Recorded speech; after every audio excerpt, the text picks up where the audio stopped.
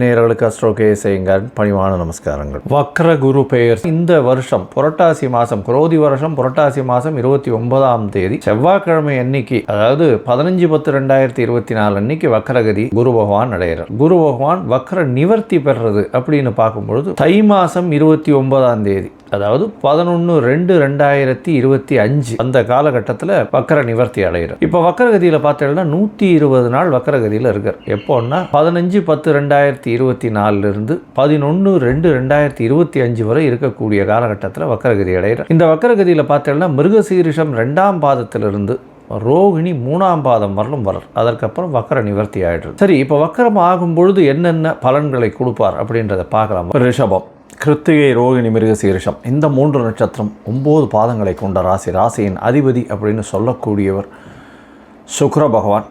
இந்த குரு பெயர்ச்சி, வக்கர குரு பெயர்ச்சியின் பொழுது பார்த்தாலேயானால் உங்களுடைய ராசியிலேயே குரு பகவான் இருக்கார். இந்த வக்கர குரு பயிற்சியில் ராசியிலேயே ரிஷபத்தில் போன வருஷம், அதாவது இந்த வருஷம் மே மாதத்துலேருந்தே இருக்கார். அவர் இந்த வருஷம் 2025 மே மாதம் வரலாம் இங்கே தான் இருக்க போகிறார். வக்கரகதியிலையும் இதே ராசியிலேயே தான் வக்கரகதி ஆகுது. அதாவது மிருகசீரிஷம் 2ஆம் பாதத்திலிருந்து ரோகிணி வரலும் போயிட்டு திருப்பியும் வர்றார். இப்போ பார்த்தோம்னா உங்களுக்கு அதாவது குரு பகவான் உங்களுடைய ராசியிலேயே இருக்கிறதுனால கொஞ்சம் ஸ்ட்ரெஸ் லோடு அதிகமாகும். பொதுவாகவே குரு தான் இருக்கும் இடத்தை விட பார்த்த இடத்தை வலுப்படுத்துவார். அதனால் தான் இருக்கும் இடத்தை கெடுப்பார்னு கிடையாது. தான் இருக்கும் இடத்துல கொஞ்சம் ஸ்ட்ரெஸ் அதிகமாகும். அதாவது உங்களுக்கு அழுத்தங்கள் கொஞ்சம் அதிகமாகக்கூடிய வாய்ப்பு உண்டு. உடல் உழைப்பை விட மனசு உழைப்பு கொஞ்சம் அதிகமாகும். மூளை வேலைகள் கொஞ்சம் அதிகமாக இருக்கக்கூடிய காலகட்டமாக அமைய போகிறது. குழந்தை பிராப்திக்கு பார்த்துட்டுருக்கவளுக்கு கொஞ்சம் டிலே ஆகக்கூடிய வாய்ப்புகள் உண்டு. அது எப்போன்னா, இப்போது 15/10/2024 ஒரு மாதம், அந்த ஒரு மாதத்தில் ஆகக்கூடிய வாய்ப்புகள் இல்லை. அதற்கு பிறகு 15/11/2024 மேலே அவளுக்கு குழந்தை பிராப்தி ஆகக்கூடிய வாய்ப்பு. ஏன்னா குரு பகவான் வக்கரகதியில் நவாம்சத்தில் கன்னியா ராசியில் இருக்கார். அதாவது மிருகசீரிஷம் 2ல் ஒரு மாதம் இருக்கிறதுனால அந்த காலகட்டத்தில் ஆகிறது கஷ்டமாக இருக்கும். இந்த காலகட்டத்தில் பார்த்தாலேயானால் வக்கரகதியில் இருக்கும் பொழுது குழந்தை பிராப்தியில் கொஞ்சம் பிரச்சனைகள் வரக்கூடிய வாய்ப்புகள் உண்டு. புதிய வீடு வாங்கிறதுக்கு பார்த்துட்டு சிறு சிறு தடங்கல்கள் ஏற்படக்கூடிய வாய்ப்புகள் உண்டு. பணவரவிற்கு பஞ்சம் இருக்காது. திருமணத்திற்கு 1-2 தரம் தடங்கள் அதற்கு பிறகு செட்டில் ஆகும். இந்த காலகட்டத்தில் திருமண பாக்கியம் நிச்சயமாகவே இருக்கும். ஆனால் இந்த வக்கரகதியின் பொழுது பார்த்தாலேயானால் குரு பகவான் வக்கரகதியில் இருக்கும் பொழுது சமசப்தமத்தை பார்க்கறதுனால சிறு சிறு பிரச்சனைகள் வரும். கல்யாணத்துக்கு வரக்கூடிய வரன் சற்று தட்டி போகக்கூடிய வாய்ப்புகள் இந்த ரிஷப ராசிக்காரர்களுக்கு இருக்குது. இதை தவிர பார்த்தேன்னா உங்களுக்கு வெளிநாடு படிக்கிறதுக்கு போகணும் அப்படின்னு பார்க்கும்போது ஒரு மாதம் தள்ளக்கூடிய வாய்ப்புகள் உண்டு. ஒரு மாதம்ன்றது நவம்பர் 10 தேதி 15 தேதிக்கு மேலே தான் 15-20 தேதிக்கு மேலே தான் வரக்கூடிய வாய்ப்புகள் வரும். ஒரு மாதம் தள்ளி போகும்.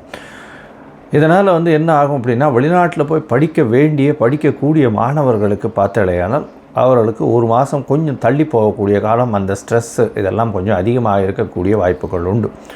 தந்தையின் மூலியமாக வரவேண்டிய உதவிகள் கொஞ்சம் பிரச்சனைகள் இருக்கும். இருந்தாலும் நிச்சயமாக வரும்.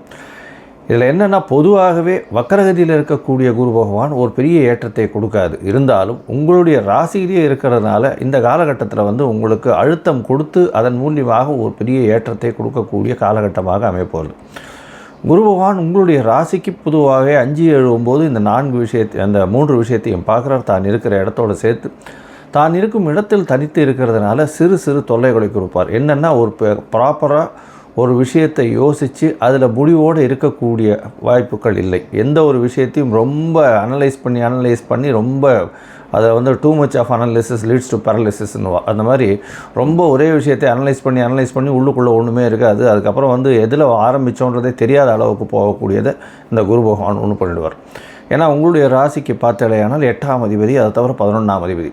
பணவரவிற்கு பஞ்சம் இருக்காது. தொழிலில் நல்ல ஏற்றம் இருக்கும். வெளிநாடு போகக்கூடிய பாக்கியம் வரும். ஆனால் முதல்ல ஒரு மாதத்துக்கு தட்டும். அதாவது 15/10/2024 11ஆம் மாதம் வரணும். அதாவது 15/11/2024 வரணும் உண்டான காலகட்டத்தில் நிச்சயமாக தடங்கல்கள் வரக்கூடிய வாய்ப்புகள் நிச்சயமாக உண்டு.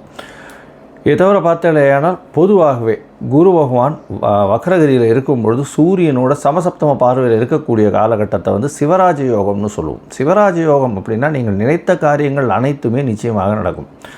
அது ஒரு பெரிய விஷயம். பெரிய ராஜனுக்கு வரக்கூடிய யோகத்தை சொல்லக்கூடியது. அதாவது நீங்கள் இருக்கும் பிளாட்ஃபார்மை பொறுத்து, அதாவது நீங்கள் ஒரு இடத்துல இருக்கீங்கன்னா அதில் வந்து ஒரு பெரிய ஏற்றத்தை கிடைக்கக்கூடிய காலகட்டமாக இந்த காலகட்டம் அமையிறது. இந்த சிவராஜ யோகம் வர்றதுனால எல்லா விஷயத்திலையும் வெற்றி கிடைக்கக்கூடிய வாய்ப்புகள் நிச்சயமாக உண்டு. இந்த வக்கர குரு பயிற்சியில் வந்து சிறு சிறு தடங்கல்கள் உங்களுக்கு வந்தாலும், அதாவது படிப்பிலும் சரி, போட்டியிலும் சரி, வெளிநாடு போய் படிக்கிறதுலையும் சரி, சிறு தடங்கள் முதல்ல ஒரு மாதம் வந்தாலும் அதற்கு பிறகு பெரிய ஏற்றத்தை நீங்கள் உங்களுக்கு கிடைச்சே தீரும். இதை தவிர பார்த்தாலேயானால் தந்தையின் உடல்நிலையில் சற்று பின்னடைவு இருக்கும். அதற்கு பிறகு ஒரு மாதம் கழித்து நல்ல ஒரு ஏற்றம் இருக்கக்கூடிய காலகட்டமாக அமைய போகிறது. சிவராஜ யோகம் இருக்கிறதுனால கண்டிப்பாக நீங்கள் நினைத்த காரியங்கள் எல்லாமே வெற்றிகரமாக முடியக்கூடிய காலகட்டமாக அமைய போகிறது. குடும்பத்தில் நல்ல ஏற்றம் இருக்கும். குழந்தை பிராப்திக்கு பாக்கியம் நிச்சயமாக உண்டு. அதை தவிர பார்த்தாலேயானால் பண வரவிற்கு பஞ்சம் இருக்காது. தொழிலில் பெரிய ஏற்றம் இருக்கக்கூடிய காலகட்டமாக அமைய போகிறது.